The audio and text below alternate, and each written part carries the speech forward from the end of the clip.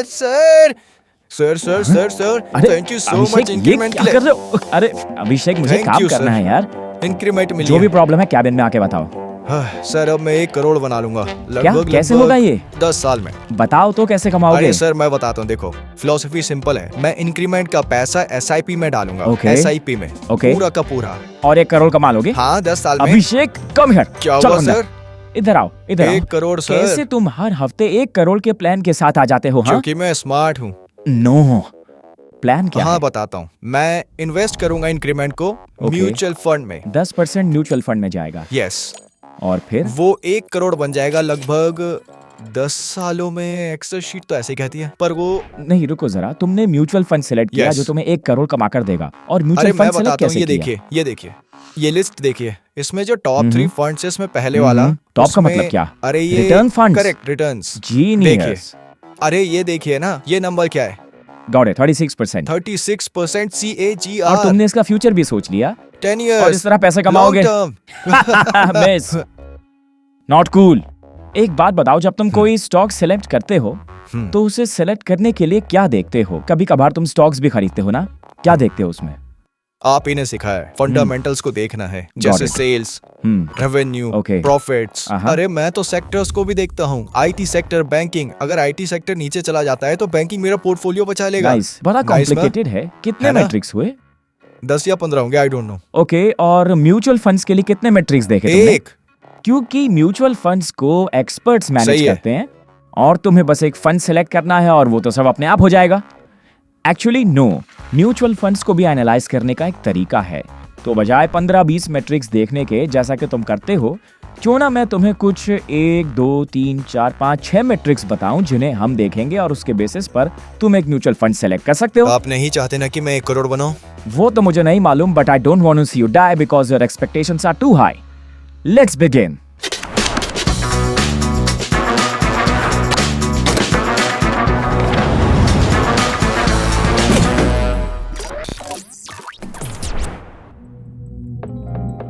तो पहली चीज जो हम करेंगे वो ये है कि हम देखेंगे कि रोलिंग रिटर्न्स क्या होते हैं।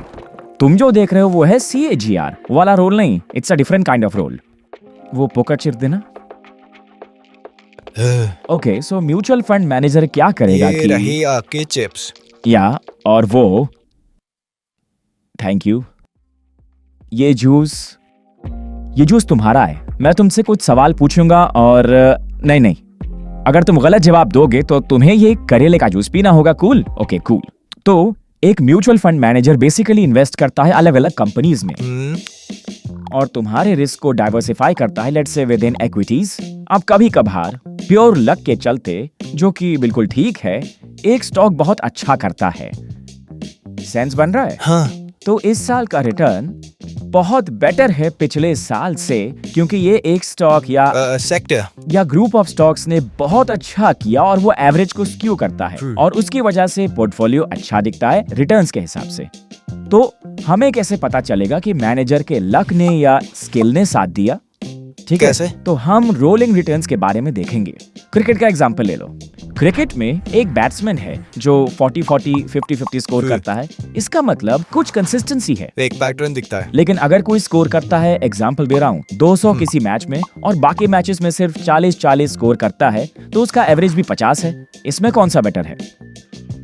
वो जो कंसिस्टेंट है। हाँ, एग्जैक्टली यही consistent चीज है. होती है म्यूचुअल फंड्स में। तो बेसिकली हमें फंड सेलेक्ट करते में कंसिस्टेंसी चाहिए और ये इंपॉर्टेंट है। अरे सर ये मुझे पता है. ओके, लैपटॉप लाइए प्लीज। तो रोलिंग रिटर्न्स में होता क्या है कि तुम मल्टीपल रिटर्न्स को सेम टाइम में कैप्चर करने की कोशिश करते हो। जैसे हमारे पास ये 6 साल हैं, हम पहले साल से चौथे साल तक देखेंगे। इसके रिटर्न्स हैं 20%. अब दूसरे साल से शुरू करते हैं, तो दूसरे साल से 5. सो 2 to 5 ईयर रिटर्न्स हैं 16%। हाँ. अब चलते हैं 3 to ईयर इज 8.7%। Okay. और फिर आगे तुम देखोगे year 4 to year 7 and so on and so fourth. तो बिल्कुल, तुम्हें बिल्कुल. पिछले 7 साल का एवरेज नहीं दिखेगा। तुम उसे थोड़ा डाइसेक्ट करोगे और देखोगे कि हर 3 साल 4 साल के पीरियड में क्या कितना return रिटर्न आया? आया। It's a rolling return. Make sense? अब ये है फंड ए। ओके। अब सेम चीज हम करेंगे फंड बी के साथ, जो कि है 30% पहले साल के लिए और 20% और फिर 17%। ऑलमोस्ट 18 पकड़ लो। 18%। तो एक तरफ अपने पास 20%, 16%, 8% है और दूसरी तरफ है 30%, 20% और ऑलमोस्ट 18%। कौन सा ज्यादा कंसिस्टेंट है? Point B. क्लियरली है ना? राइट। हाँ। और दोनों का actually similar CAGR, similar return हो सकता है, पर आप उसी के साथ जाओगे जो ज्यादा कंसिस्टेंट है। आपको क्या करना है, फंड नेम को गूगल करना है, रोलिंग रिटर्न्स पे क्लिक करके किसी भी वेबसाइट पर जाकर बस कंपेयर करिए कि क्या नंबर्स ऑलमोस्ट सेम है। सर ये तो इजी है, तो बेसिकली मुझे बस फंड्स को कंपेयर करना है और हो गया, राइट? ओ नहीं, देखो Two जब funds. तुम किसी फंड को देखोगे उसे तुम्हें बेंचमार्क से कंपेयर करना होगा। Which is? हर एक फंड के लिए बेंचमार्क अलग होगा। तुम एक और चीज कर सकते हो कि इसे कैटेगरी एवरेज से कंपेयर करो, ये देखने के लिए कि बाकी फंड्स कैसा कर रहे हैं। कैटेगरी एवरेज क्या होता है? सो कैटेगरी बेसिकली ये होता है कि तुम एक तरह के म्यूचुअल फंड कैटेगरी में इन्वेस्ट करो, जैसे कि हाइब्रिड Yes, फंड yes. या लार्ज कैप एक्विटी फंड वगैरह, या फिर एक ELSS fund. You just compare सारे फंड्स इन दैट कैटेगरी और देखो कि तुम्हारा फंड कहाँ स्टैंड कर रहा है। ये कंपैरिजन है कैटेगरी एवरेज के साथ, ये ऑनलाइन भी मिल जाएगा। ओके, ये तो कोई इजी issue है। नहीं। हाँ इजी है। बेंचमार्क से कंपेयर करो, कैटेगरी एवरेज से कंपेयर करो, रोलिंग रिटर्न से करो और बस हो गया। अगला परफॉर्मेंस मैट्रिक है शार्प रेशियो। क्या? कौन सा ratio? Sharpe ratio. Sharpe ratio. Sharpe with a E. इससे पहले कि मैं शार्प रेशियो एक्सप्लेन करूं, हमें एक्सप्लेन करना होगा कि स्टैंडर्ड डेविएशन क्या होता है। हेलो, हाँ। इमेजिन करो कि दो एयरक्राफ्ट्स हैं, दोनों अलग अलग ब्रांड्स के, मुंबई से दिल्ली जा रहे हैं। फ्लाइट जो है मान लो 2 घंटे की है। ओके। अब एक फ्लाइट ऑपरेटर यूजुअली लेट होता है, तो एक दिन ये 35 मिनट लेट है, दूसरे दिन 40 मिनट लेट है, फिर अगले दिन ये 10 मिनट लेट है, पर अगर तुम देखो तो मोस्टली ये लगभग 25 मिनट लेट है। ये उसका एवरेज हुआ। ये 25 मिनट दूर है मीन से, एक्सपेक्टेड टाइम यानी 2 घंटे, तो स्टैंडर्ड डेविएशन हुआ 25 मिनट। ओके। दूसरी फ्लाइट ज्यादातर सिर्फ 10 मिनट ही लेट है, तो इसका स्टैंडर्ड डेविएशन हुआ 10 minute. 10, 8, 10ish। So now you know that एक का standard deviation of time 25 minute है, दूसरे का 10 मिनट है, तो इसमें से कौन सा? Obviously. ऑफ कोर्स यही होता है स्टैंडर्ड डेविएशन। आप कितना दूर डेविएट करते हैं मीन से। अब शार्प रेशियो समझने के लिए तुमसे एक सवाल पूछता हूं, ठीक है? गलत क्वेश्चन में लेट्स सपोज तुम्हारे पास एक इन्वेस्टमेंट ऑप्शन है जो मैं दे रहा हूं, और मैं कह रहा हूं कि तुम्हारे पास 100% रिटर्न बनाने की मैं ले लूंगा। पॉसिबिलिटी है, और एक दूसरा ऑप्शन है जहां पे तुम सिर्फ 10% बना पाओगे, इतनी ही पॉसिबिलिटी है, तो तुम कौन सा पिक करोगे? ओके। अब अगर मैं कहूं कि रिस्क जो है इस 100% वाले में, अगर ये काम नहीं किया मैं तुम्हारा घर ले लूंगा, और इसमें जहां पे तुम 10% बनाओगे, अगर ये काम नहीं किया मैक्स तुम्हारा सिर्फ 1% ही जाएगा। अब तुम कौन सा वाला पिक करोगे? पर 10% तो 100% से बहुत कम है। I आप love कौन my सा house. चूज करेंगे? I love my house. तो तुमने अभी क्या किया, तुमने सिर्फ रिटर्न्स नहीं देखे, तुमने रिस्क भी Risk. देखा। If the risk is too much और ये स्टूपिड सा रिस्क है, तुम रिस्क ही नहीं लोगे, राइट? हाँ करेक्ट। वो शार्प रेशियो यही करता है, वो आपके रिटर्न्स को कंपेयर करता है जो रिस्क आप ले Risk. रहे हैं उससे। फंड को देखते ही हम कहते हैं 30% रिटर्न्स, ये तो बहुत अच्छा है, बट कितना रिस्क आप एक्चुअल में ले रहे हैं हमें वो जानना है। ये आपके रिटर्न्स को कैलकुलेट करता है, हाँ। Divided by the standard deviation of that fund. अब इंटरेस्टिंग चीज ये है, जो न्यूमरेटर है ना, वो होता है डिफरेंस बिटवीन योर फंड और risk free interest rate. Risk free समझते हो? रिस्क फ्री FD, क्या? Fixed deposit. पीस को सर रिस्क फ्री। पीस को FD रिस्क फ्री नहीं होती। आपका रिस्क फ्री नंबर एक्चुअल में आता है गवर्नमेंट सिक्योरिटीज से। मजा आया? मैं तुम्हें एक एग्जांपल दिखाता हूं। ये फंड जो मैंने ओपन किया हुआ है, इसका शार्प रेशियो है 1.43। तो ये सही है। डिसेंट है। मैं इस फंड को सेम कैटेगरी के बाकी फंड से कंपेयर Category. करूंगा और देखूंगा कि इनका शार्प रेशियो, रिटर्न्स वगैरह क्या है। तो अगर मुझे ELSS फंड चाहिए तो उसमें शार्प रेशियो देखना होगा और मुझे उसमें बेस्ट फंड मिल जाएगा। और याद रखो कि तुम सिर्फ एक मैट्रिक के लिए ऑप्टिमाइज नहीं कर सकते, हर चीज का एक बैलेंस होना चाहिए। अब एक रिस्क मैट्रिक देखते हैं। सारे म्यूचुअल फंड एड्स क्या कहते हैं? म्यूचुअल फंड सही है। नहीं, पीस को सही नहीं है। Mutual funds are subject to market risk. बेटा चलो बात करते हैं बीटा की। बीटा। बीटा मेजर करता है फंड की वोलेटिलिटी को अगेंस्ट द बेंचमार्क। वो निफ्टी हो सकता है, निफ्टी 100, TRI हो सकता है या कुछ और। बीटा वही मेजर करता है। सो तुम मुझे इसका आंसर बताओगे। ओके, मैं क्लू देता हूं, आप भी गेस करना। तो बीटा 1 मतलब तुम्हारी फंड वोलेटिलिटी और बेंचमार्क वोलेटिलिटी दोनों सेम है, 1 है। अब मान लो कि तुम्हारा फंड है 1.2, कितने से? 0.2% या 20%। और मान लो कि बीटा 0.8 है। ये 20% कम वोलेटाइल है बेंचमार्क से। That's it. अब सवाल यह है कि तुम कौन सा चूज करोगे, हायर देन 1 और लोअर देन 1? वो सिलेक्ट कर लो जो बेंचमार्क के बराबर हो। नहीं, ये बहुत ही सब्जेक्टिव रेशियो है, पर एक और रेशियो है जो आंसर करता है इस क्वेश्चन को एक नंबर से, और उसे कहते हैं कैप्चर रेशियो। जिसका एक और रेशियो होगा।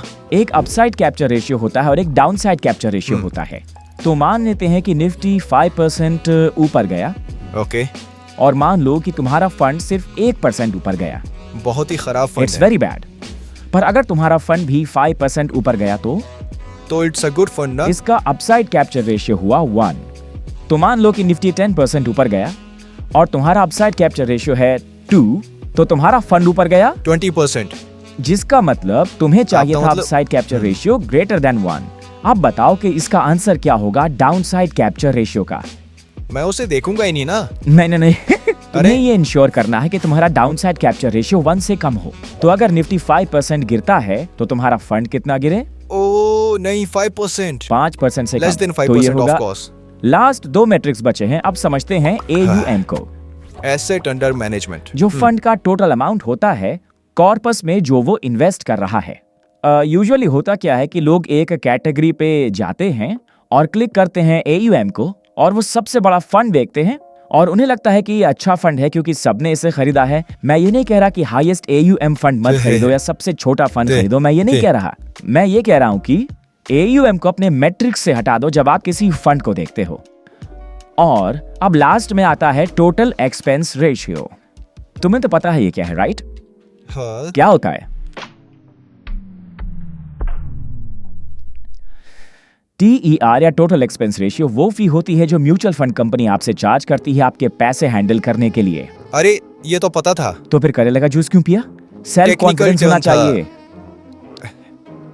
तो तुम ये करना चाहते हो कि तुम ये इंश्योर कर रहे हो कि तुम ऐसे फंड में इन्वेस्ट करो जिसका TER एक्सेप्टेबल हो। Again, don't go just for the lowest TER, क्योंकि कितना है एक्सेप्टेबल TER? मुझे नहीं पता। तुम्हें अपनी कैटेगरी के सारे फंड्स देखने होंगे और देखना होगा कि रेंज क्या है, क्योंकि TER बदलता है और मैं आपको इसकी रेंज नहीं दे सकता। तो अब तुम्हारे पास 6 मैट्रिक्स है, आप सब अपनी स्क्रीन पर देख सकते हैं। आई होप आप सबको याद रहेंगे। जब तुम कोई म्यूचुअल फंड देखोगे तो 5 मिनट से भी कम टाइम लगेगा इन सभी 5 से 6 मैट्रिक्स देखने के लिए, पर एक बार देख लोगे तो तुम थोड़ा कॉन्फिडेंट हो जाओगे। कोई भी पिक कर सकता है, एक म्यूचुअल फंड, एक स्टॉक, बढ़िया रिटर्न्स देने के लिए कोई भी नहीं। ये चीजें की जाती हैं ताकि तुम रात को आराम से सो सको, ये जानते हुए कि तुमने अपनी कैपेसिटी के हिसाब से सब कर दिया है, और इसके बाद जो होगा भाई मेरे हाथ में तो नहीं है। And that's the true key to happiness also, for appraisals also, और रिटर्न्स की एक्सपेक्टेशंस के लिए भी। Keep them low, hope for the best. Appraisals की एक्सपेक्टेशंस हाई होनी चाहिए। नहीं, उसे लो ही रखो, क्योंकि उसके अगर आप हाई दो तो अगर वो डिसेंट हो तो तुम खुश रहोगे। थैंक यू सर अप्रेजल के लिए। नहीं, कोई अप्रेजल नहीं है। आई होप आपको ये एपिसोड पसंद आया होगा। लाइक कीजिए, सब्सक्राइब कीजिए, and see you in the next episode. Abhishek, मुझे बहुत सारा काम करना है। चलो बाय। अप्रेजल तो मिल जाएगा। सेल्स के साथ क्या आता है? So imagine these are. तुम लोग हंसे क्यों यार?